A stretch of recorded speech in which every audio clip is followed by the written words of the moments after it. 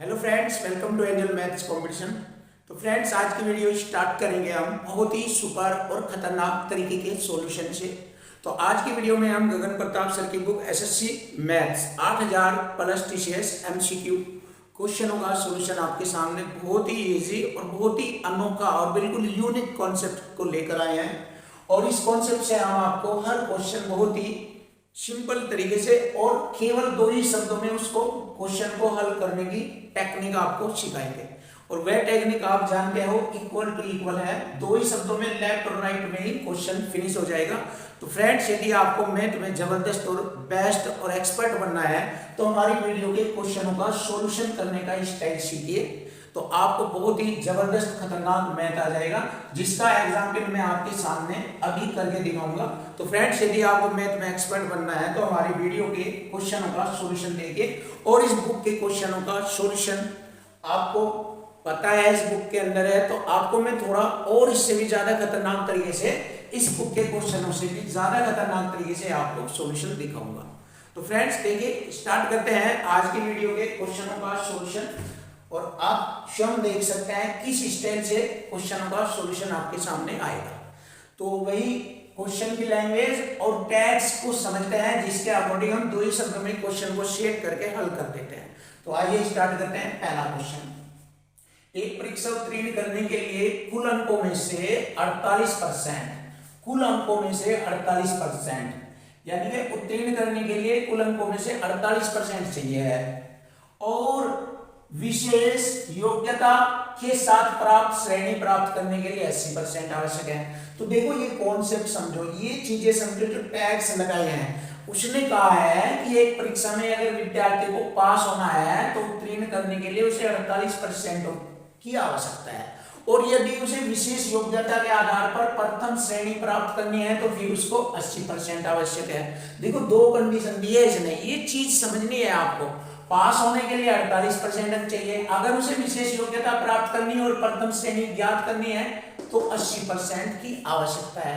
अब क्या होता है? अब होता है कि एक विद्यार्थी ने परीक्षा दी, उसे 817 अंक प्राप्त हुए और वह 47 अंकों से फेल हो गया, अनुत्तीर्ण हो गया। तो इसका मतलब होता है हम उसको पहले पास करेंगे, 48% पर वह पास हो जाता है। देखिए, 48% पर वह पास हो जाता है, तो यहां पर हम उसको अंकों के अकॉर्डिंग पास करेंगे।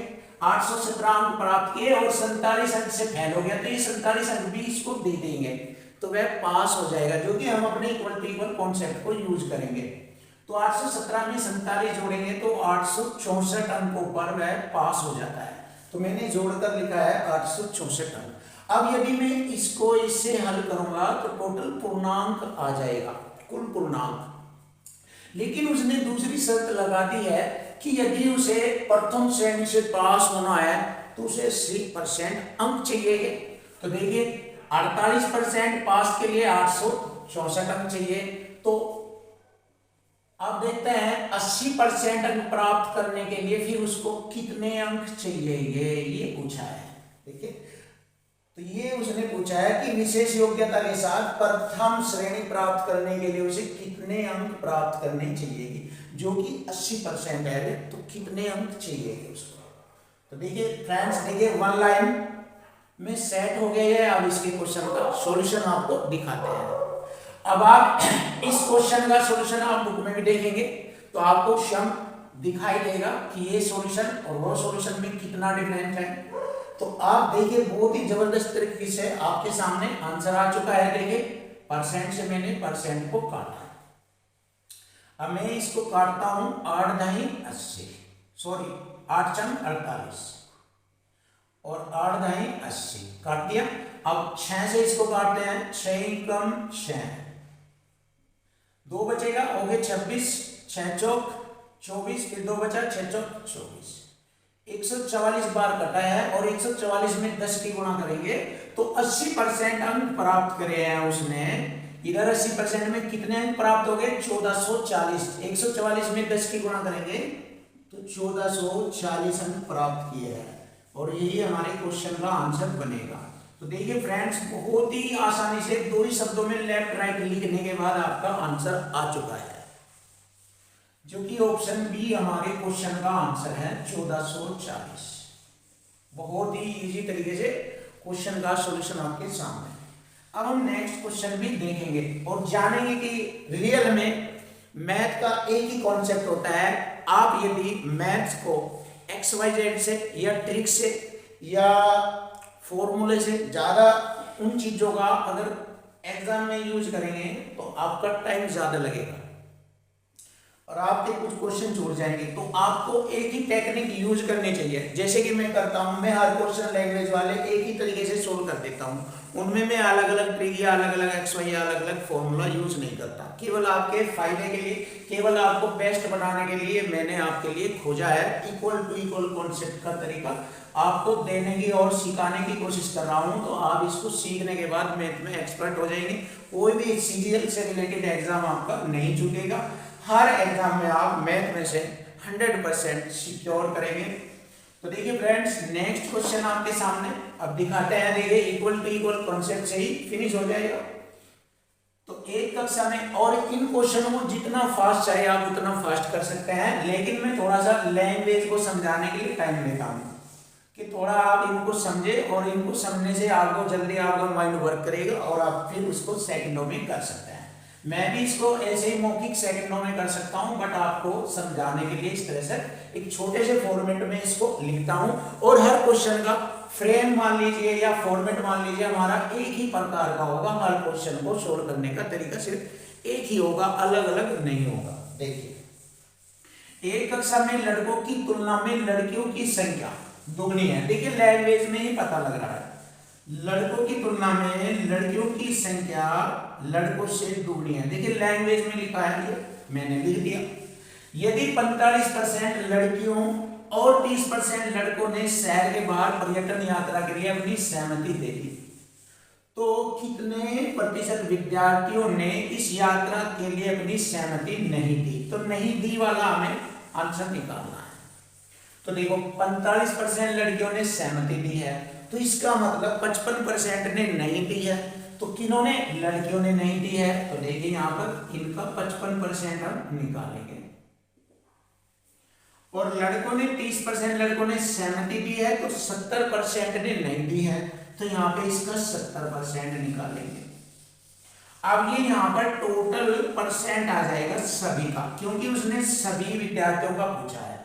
तो कितने प्रतिशत विद्यार्थियों ने इस यात्रा के लिए अपनी सहमति नहीं दी? फिनिश हो गया। देखिए अब हम यहाँ पर ही इसको हल कर लेंगे, इनको प्लस कर लेंगे सभी को, और कितने में से 2 का रेशो ये है और 1 का रेशो ये है। यहाँ तो 1 और 2 3 से भाग करेंगे तो टोटल आ जाएगा।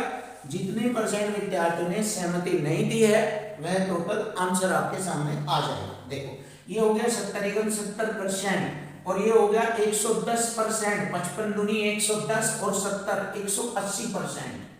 लिख लीजिए 180% को 3 से भाग करेंगे, 60% आता है हमारे क्वेश्चन का आंसर। और यही हमारे क्वेश्चन का आंसर आ चुका है, देख लीजिए। तो फ्रेंड्स देखिए ये है वो टेक्निक। इसी टेक्निक से मैं आपके सारे क्वेश्चनों का सॉल्यूशन करूंगा और इसी तरीके से आपको खतरनाक बनाऊंगा, बेस्ट बनाऊंगा। तो हमारा टारगेट आपको अच्छा और सुपर बनाने का है। हम आपको ये नहीं चाहते कि मैं हमसे आता है या हम ये खतरनाक जानते हैं, ये बात नहीं है। लेकिन आपको बेस्ट बनाने का सुपर और खतरनाक तरीका है, जो कि आप अगर इस कॉन्सेप्ट को यूज करेंगे अपनी लाइफ में तो आप मैथ में नंबर 1 हो सकते हैं। बिल्कुल 100% गारंटी देते हैं। आप सिर्फ एक ही मेथड से सारे क्वेश्चनों का सॉल्यूशन कर सकते हैं, और जो कि मैं भी आपको दिखा रहा हूं, एक ही मेथड से हर क्वेश्चन का सॉल्यूशन आपको देखने को मिलेगा। आप हमारी पिछली वीडियो भी चेक कर सकते हैं, और मैं आगे भी इस किताब के जो क्वेश्चनों का सॉल्यूशन दे रहा हूं, आगे सभी क्वेश्चनों का सॉल्यूशन आपको इसी तरीके से एक ही लाइन में क्वेश्चन का सॉल्यूशन आपको दिखाई देगा, और क्वेश्चन की लैंग्वेज और टेक्स्ट सब समझ में आएंगे आपके। तो देखिए क्वेश्चन का आंसर आ चुका है, ऑप्शन ए 60%।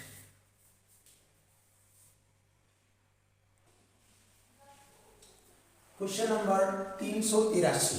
देखिए क्वेश्चन नंबर 383 भी बहुत ही अच्छी तरीके से क्वेश्चन का सॉल्यूशन समझेंगे और देखेंगे। देखो एक ही संख्या के 80%, मतलब जो ये कह रहा है एक ही संख्या किसे कह रहा है? एक ही संख्या कह रहा है कि वह 100% है, यानी कि मैंने आपको बताया था कोई भी संख्या अपने आप में 100% होती है, तो यानी कि 100%, 100% संख्या के 80% और 65% का अंतर। देखिए 100% का 80% हो गया 80 और 65% हो गया 65% ही, इन दोनों का अंतर 135 है। तो अब हम देखते हैं उस संख्या के 80% और 65% का अंतर परसेंट में है 15। देखिए इन दोनों का अंतर कितना है, 80 में से 65 घटाएंगे 15% का अंतर है, और इधर संख्या में 135 का अंतर है। देखिए इक्वल टू इक्वल कॉन्सेप्ट हो गया, अंतर बराबर अंतर, यही हमारा कॉन्सेप्ट है हर क्वेश्चन को हल करने का। इनसे पहले वीडियो में आप हमारा इक्वल टू इक्वल कॉन्सेप्ट देख सकते हैं। अब आगे बढ़ते हैं। अब जैसे मैं इसको हल करूंगा तो वह संख्या हमें ज्ञात हो जाएगी, लेकिन हमसे संख्या नहीं पूछा है, हमसे पूछा है उस संख्या का 49% क्या होगा। तो यहाँ पर उसका मल्टीपल करेंगे, 49% हमें ज्ञात हो जाएगा कितना होगा। तो देखो परसेंट से मैंने परसेंट को काट दिया। अब 15 में 135 9 बार काटा और 9 की गुणा 49 में करूंगा तो हमारे क्वेश्चन का आंसर बन जाएगा। देखो 9 नंबर 81, हंसी लगेंगे 8, 9 चौक 36 और 8 44। देखिए 441 हमारे क्वेश्चन का आंसर बन चुका है, 441, जो कि ऑप्शन डी हमारे क्वेश्चन का आंसर आ चुका है। अब देखिए फ्रेंड, ये सभी क्वेश्चन आपको एसएससी सीजीएल के मेन एग्जाम से रिलेटेड लेटेस्ट क्वेश्चनों का सॉल्यूशन आपको सिखाया जा रहा है। 2022-21 के क्वेश्चनों का सॉल्यूशन आपके सामने आ रहा है। तो ये जो हम क्वेश्चन करा रहे हैं गगन प्रताप सर की बुक, जो एसएससी सीजीएल से रिलेटेड है, और उसमें 2021-22 के बिल्कुल न्यू ब्रांड क्वेश्चन है, उनका सॉल्यूशन आपको दिया जा रहा है। तो नेक्स्ट क्वेश्चन देखते हैं। दो प्रत्याशियों के बीच एक चुनाव में, बहुत ही मोस्ट और इंपोर्टेंट क्वेश्चन है, लेकिन हमारा वही तरीका जो इक्वल टू इक्वल कॉन्सेप्ट से किया जाएगा। एक चुनाव में 25% मत अमान्य थे। अमान्य मत मतलब जो काउंट नहीं हो सके उनको अमान्य मत बोलते हैं। तो 25% अमान्य थे, इसका मतलब मान्य मतों का परसेंट रह गया 75, क्योंकि टोटल 100% होता है और 100% में से 25% अमान्य, तो 75% मत मान्य थे। और 75% को हम लिख सकते हैं 3/4, ऐसे लिख सकते हैं हम 75% को। एक प्रत्याशी को कुल मान्य मतों में से 45% मत प्राप्त हुए। जब मान्य मतों की संख्या में से 45% मत प्राप्त हुए हैं तो दूसरे को 55% मिलेंगे। देखिए क्योंकि 45% और प्लस 55% अगर हम जोड़े तो टोटल 100% हो जाते हैं मान्य मत। देखो मान्य मत हो जाते हैं 100%, क्योंकि 25% तो अमान्य हो गए, खत्म। अब जो 75% जो भी बैठेगा वो ही उसका 45% और 55% अगर हम काउंट करें तो 100% हो जाता है, क्योंकि कुल संख्या दी हमने 16 लाख। यदि मतों की कुल संख्या थी 16 लाख तो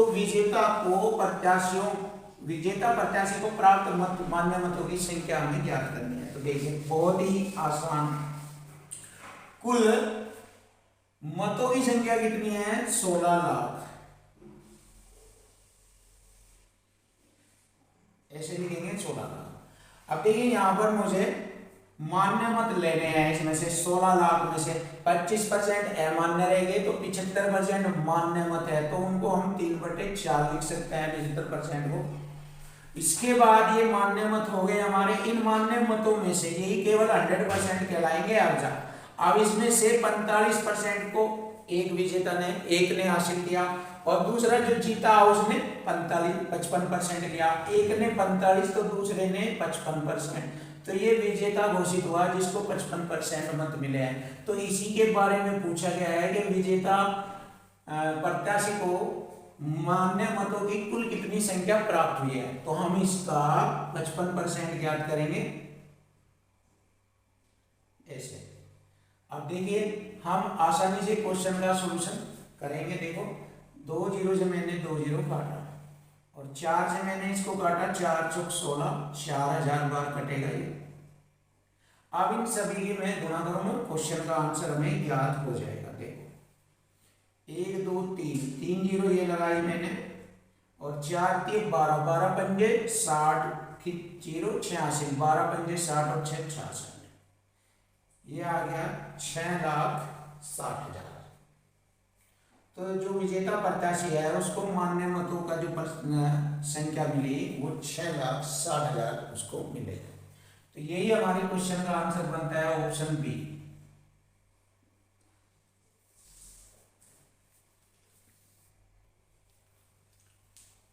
क्वेश्चन नंबर 385, बहुत ही बेस्ट और सुपर क्वेश्चन आपके सामने। एक टेस्ट मैच में एक बल्लेबाज ने अपने कुल रनों का 30% छक्के लगाकर और अपने कुल रनों का 25% चौके लगाकर और शेष रन सिंगल और डबल रन लेकर बनाए। उसने चौके लगाकर 20 रन बनाए, तो छक्के लगाकर बनाए गए रनों का प्रतिशत चौके लगाकर बनाया गया था तो कितना प्रतिशत बनाया गया था? देखो, छक्के लगाकर बनाए गए रनों का कितना प्रतिशत चौके लगाकर बनाया गया था। बहुत ही आसान, जैसे कि मैंने आपको बार बार बताया है कि हर क्वेश्चन की लैंग्वेज और उसमें दिए गए टैग्स का मतलब जो उलझाने वाले टैग्स होते हैं उनके अकॉर्डिंग क्वेश्चन का सॉल्यूशन बिल्कुल आसान हो जाता है और इक्वल टू इक्वल कॉन्सेप्ट में फिनिश हो जाता है। वही तरीका मैं आपको बार बार हर क्वेश्चन में बता रहा हूँ और एक ही फॉर्मेट से हर क्वेश्चन आपके सामने सोल्व किया जा रहा है। देखिए, इसने कहा है कि 30% छक्के लगाकर रन बनाता है, 25% चौके लगाकर बनाता है। अब उसने चौके लगाकर 20 रन बनाए, तो देखिए इक्वल टू इक्वल हो गया। यहाँ रन संख्या में है 20 और ये चौके लगाकर बनाए गए हैं, तो चौकों का परसेंट यहाँ पर 25% बताया है। अब देखिए 25% के बराबर है 20 रन, तो यहाँ से हमें पता लग जाएगा उस खिलाड़ी ने टोटल कितने रन बनाए। यदि मैं इसको हल करूं तो यहाँ से हल करने के बाद मुझे मालूम हो जाएगा उस खिलाड़ी ने टोटल कितने रन बनाए हैं। तो देखिए 25% होता है 100% का 1/4 हिस्सा और 1/4 को 20 रनों से एक्सप्लेन किया गया है। तो 25 चौका 100, 20 चौका 80, आप कह सकते हैं 80 रन बनाए हैं। अगर आप ऐसे नहीं कर सकते तो आप ऐसे कर लीजिए, परसेंट की 2 जीरो लगा लीजिए, 2000 हो गया और 25 से काट दीजिए 200 को, 25 हटे 200 और 1 जीरो ये लगेगी यहाँ पे। इसका मतलब 80 रन उसने टोटल रन 80 बनाए हैं। तो टोटल 80 रन बनाए हैं उसने। अब उसने ये 80 रन किस तरीके से बनाए हैं ये मैं आपको बता रहा हूं। 30%, देखिए 30% उसने छक्के लगाकर बनाए हैं। यहां पर कहा कुल रनों का, जो कि यहाँ ये कुल रन है, इन कुल रनों का यही तो समझाना है आपको। एक एक पॉइंट क्लियर करना है और एक एक अक्षर आपको समझाना है, तभी मैथ आपका खतरनाक और बेस्ट बनेगा और फिर आप आसानी से क्वेश्चन कर सकते हैं। ये है कुल रन, कुल रनों का 30%, 80 का 30% होता है 24 रन, तो 24 रन देख लीजिए आप। 80 का 30% आता है, परसेंट से 2 जीरो काटी 8 24 रन उसने छक्के लगाकर बनाए, छक्के के रन। तो छक्के के रन बनाए उसने 24 और चौके के रन बनाए उसने 20। देखिए चौके लगाकर रन बनाए उसने 20।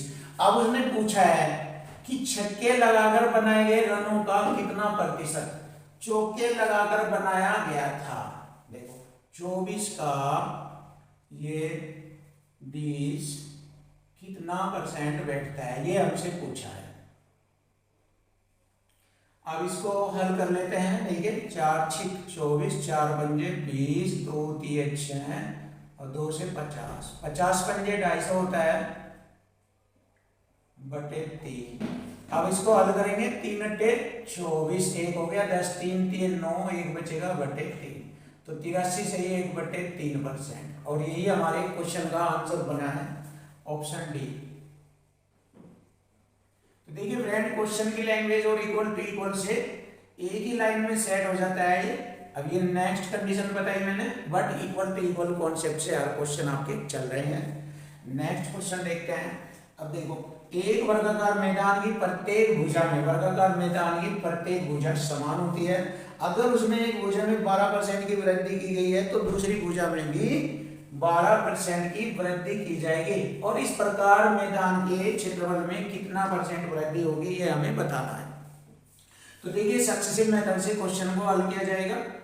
12% की वृद्धि प्लस फिर 12% की वृद्धि प्लस दोनों की गुणा करेंगे, 12 12 144 और 2 अंक छोड़कर दशमलव लगा देते हैं। ये सक्सेसिव मेथड है हमारा।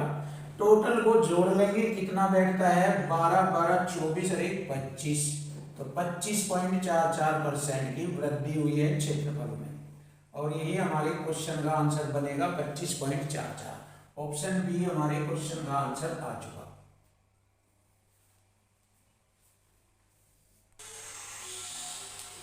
क्वेश्चन नंबर 387, ये क्वेश्चन सक्सेसिव मेथड से रिलेटेड है और इससे पहले मैं सक्सेसिव मेथड के क्वेश्चन करा चुका हूं, तो बहुत ही इजी क्वेश्चन है। एक संख्या में 24% की कमी की जाती है, तो कमी के लिए माइनस का चिन्ह प्रयोग किया जाएगा, 24 की कमी। फिर 18% की वृद्धि की जाती है, वृद्धि के लिए प्लस का चिन्ह प्रयोग किया जाएगा और दोनों की गुणा करेंगे, प्लस माइनस माइनस होता है और 18 24 की गुणा करेंगे, 18 चौक 72 हासिल 7, 18 दूनी 36 7 43, 36 और 7 43 और 2 अंक छोड़कर हम दशमलव लगाएंगे, परसेंट का चिन्ह।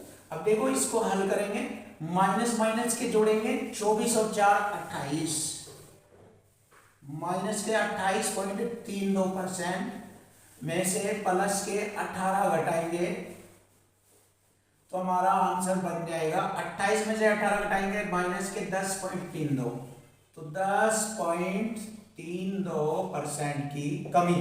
ये जो माइनस का बचा है ये कमी को रिप्रेजेंट करता है, तो यहां पर मैं कमी लिख दूंगा, डिक्रीज हो जाएगा ये 10.32% की कमी, जो कि ऑप्शन बी हमारे क्वेश्चन का आंसर बन गया है। देखिए मैथ आपके लिए बहुत ही आसान कर दिया जाएगा, पूरा मैथ फुल्ली मैथ आपके लिए बिल्कुल इजी किया जाएगा। बस आप क्वेश्चन को देखो, समझो और equal to equal concept use करो और मैथ फिनिश। एक व्यक्ति अपने वेतन से प्रति माह 6000 रुपए बचत करता है। देखिए 6000 रुपए की प्रति माह बचत करता है, एक महीने में 6000 रुपए बचा लेता है और अपने वेतन का 75% खर्च कर देता है। जब 75% खर्च कर देता है तो 25% बचाता है और ये 6000 25% के बचत के बराबर है और 25% हम लिख सकते हैं, 25% को 1/4 लिख सकते हैं, बचत होगी 1/4 और इधर बचत हो गई है 6000 रुपए। इक्वल टू इक्वल करेंगे यहाँ पर हम, और जैसे मैं इसको इससे हल करूंगा तो यहाँ पर हमारी मासिक आय आ जाएगी। मासिक आय एक महीने में कितने रुपए वो कमाता है, क्योंकि प्रति माह बचत है, बचत से बचत काटेंगे तो उसकी मासिक आय आ जाएगी। लेकिन उसने वार्षिक वेतन पूछा है, तो वार्षिक करने के लिए मैं यहाँ पर 12 से गुणा कर दूंगा, तो 12 से गुणा करने के बाद हमारा वार्षिक वेतन हमें ज्ञात हो जाता है। तो आप देखिए 4 6 24, अब गुणा करेंगे, देखिए 4 6 24, 3 0 तो सबसे पहले ये लगाएंगे हम, 4 6 24 दूनी 48 हासिल 4 और 24 एकम 24 और 4 28। तो ये हमारे क्वेश्चन का आंसर आ चुका है 2,88,000 रुपए। तो 2,88,000 रुपए हमारे क्वेश्चन का आंसर है। ऑप्शन सी हमारा आंसर आ चुका। तो देखिए फ्रेंड बहुत ही जबरदस्त आंसर आपके सामने।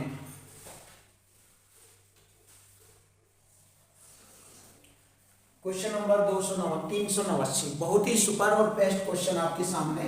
यदि नोटबुक की कीमत में 15% की वृद्धि हो जाती है, जैसे कि मैंने आपको बताया कि वृद्धि के लिए 100% में जोड़कर लिखते हैं, तो 115% बन जाता है, ये ऐसे लिख लेंगे इसको।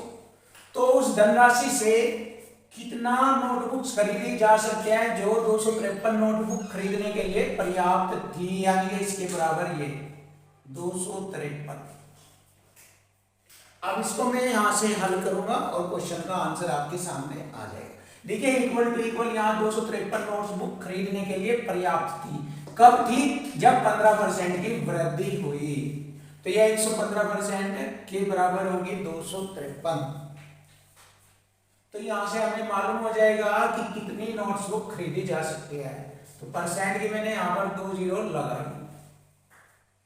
अब इसको हल करेंगे। 23 पंजे 115, 23 एकम 23, 2 बचेंगे होंगे फिर 23, 23 एकम 23 और 2 जीरो ये लगाएंगे और 5 से इसको काटूंगा। 5 दूनी 10, एक बचा, 5 दूनी 10, फिर एक जीरो बची है। तो मैंने इसको डिवाइड किया 220 बार। तो हमें मालूम हो गया कि उस धनराशि में नोट्स बुक खरीदी जा सकती थी 220। ऑप्शन डी हमारे क्वेश्चन का आंसर आ चुका है 220। देखिए बहुत इजी तरीके से हर question equal to equal form में हो रहा है। नेक्स्ट क्वेश्चन ये भी इक्वल टू इक्वल फॉर्म में और आगे भी सभी question equal to equal form में होंगे। एक गांव की जनसंख्या में प्रतिवर्ष 6.25% की वृद्धि होती है। तो 6.25% को हम लिख सकते हैं 1/16, ऐसे लिख सकते हैं। आपको पहले भी बताया 6.25% होता है 1/16, 12.5% होता है 1/8। इस तरह से हम जानते हैं इन सभी को। यदि गांव की वर्तमान जनसंख्या 40 है, देखिए इक्वल टू इक्वल वर्तमान जनसंख्या 40 और 40 है और 2 वर्ष पहले इसकी जनसंख्या कितनी थी, यहाँ पर 2 वर्ष पहले की, ये वर्तमान हो गया, इधर पहले जनसंख्या कितनी थी ये हमें ज्ञात करना है।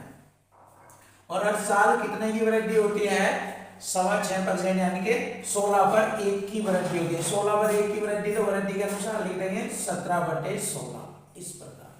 देखिए एक साल में 17/16, तो 2 वर्ष तक इसको ऐसे लिख देंगे 17/16 का होल स्क्वायर लिख देंगे, क्योंकि घात समय को रिप्रेजेंट करता है। अब इसको हल करेंगे। 17 का वर्ग 289/16 का हो गया 256।